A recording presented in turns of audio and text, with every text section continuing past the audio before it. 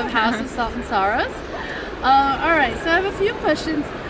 First of them is, which sister of the 12 do you see yourself the most as, and why? I think probably Anna Lee, just because I wrote so much of it from her perspective. I think I put a lot of myself into her little quirks and stuff. She's also she has a tendency to overthink things, and she's kind of dreamy and a little naive, and so I very much see a lot of high school Erin as in her. Is there any significance to there being 12 sisters? Well, I originally had decided when I was starting to create the seed of the idea for the book, it was based off of the Edgar Allan Poe poem Annabel Lee, and I always knew I wanted to have sisters with her, and then as I was going through and kind of creating all of the backstory and everything, I realized I wanted to put the 12 Dancing Princesses story on top of it, and so I had 12, but then I was like, oh, that's a lot of characters and sisters to keep track of. I was like, what if I just killed off 4 before the book started, and then there's only 8 to deal with? So it was kind of sneaky. Very true. What inspirations did you draw from to develop the creepy hauntings? Is that part of are you into that horror?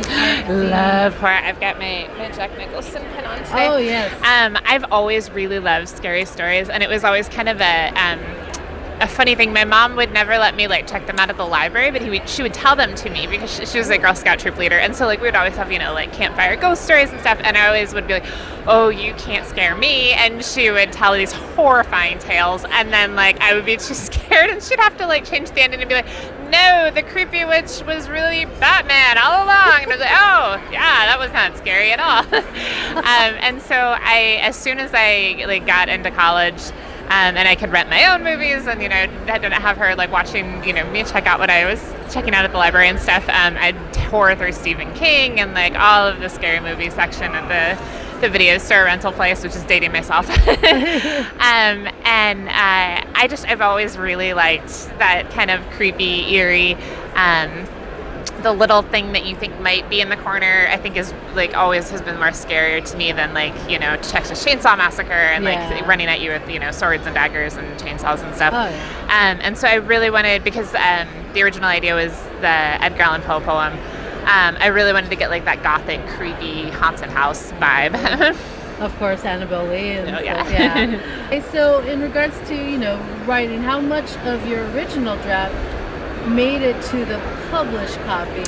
A good portion of it. Oh, yeah. There was a lot of surprise characters.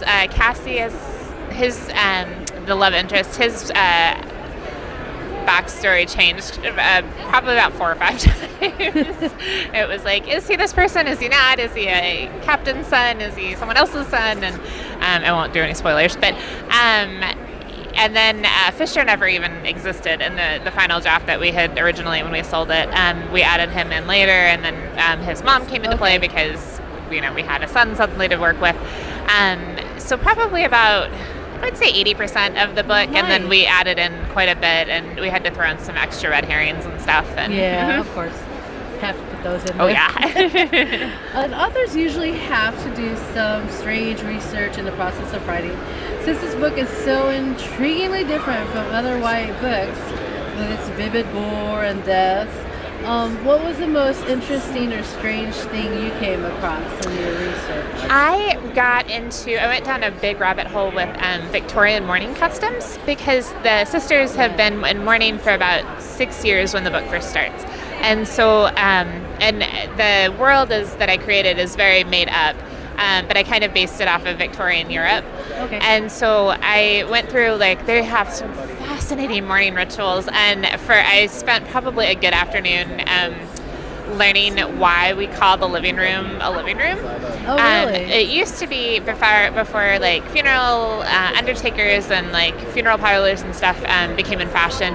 You normally would have the body come into your house, and you would sit with it, and that's why they have the wake. They wanted to stay with the corpse in the room and everything. They didn't want the spirits would linger or something if they left it.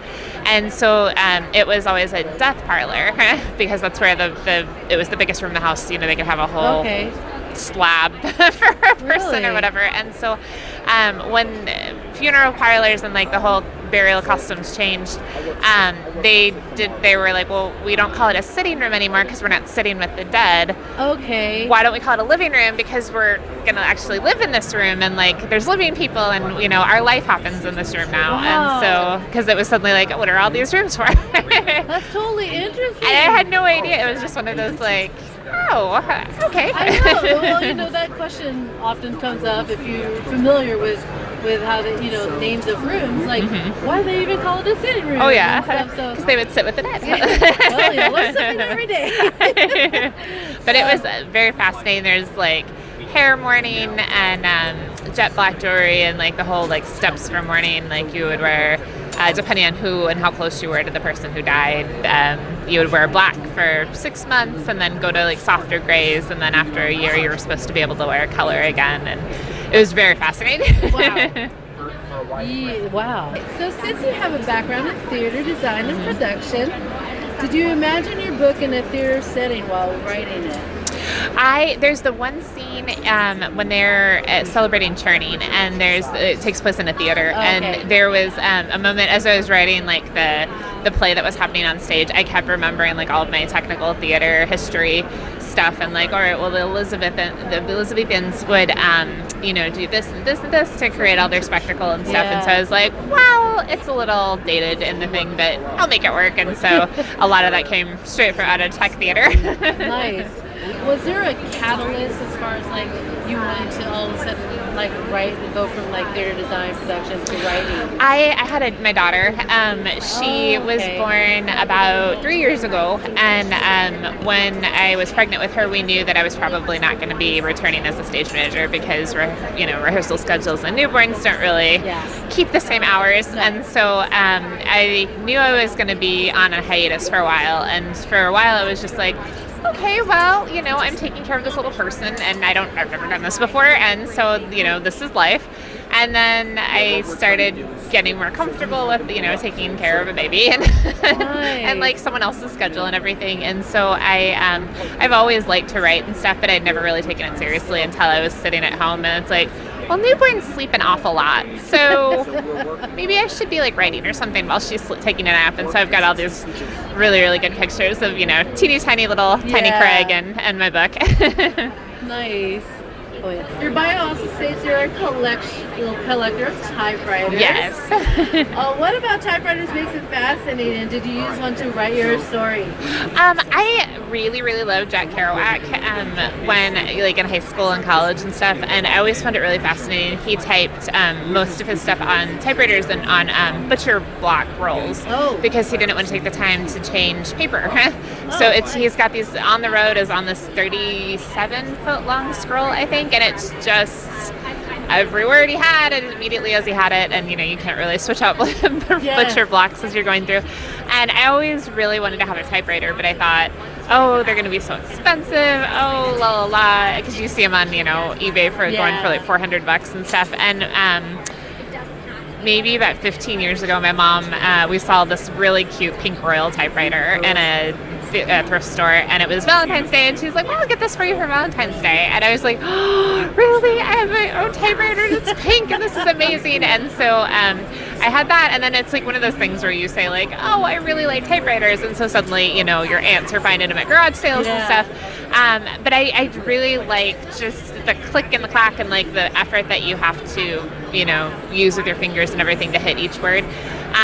I didn't do any of House of Salt and Sorrows on it, but I've been typing. I love typing like letters to my editor and stuff on it. So I think the thank you card I sent her was was typed on it. But I've got a seed of an idea for a YA contemporary that I kind of really want to type the entire thing on the typewriter just to see like what that would feel like. That leads us to the last question. Can you talk about any of your upcoming projects? I'm working right now on the final draft for, it's another YA standalone. And it's even creepier than House of Salt and Sorrows, and that's really all I can say. Nice. Well, yeah, I mean, I think YA needs more of the creepiness anyway. So excited. Thank you. Thank you.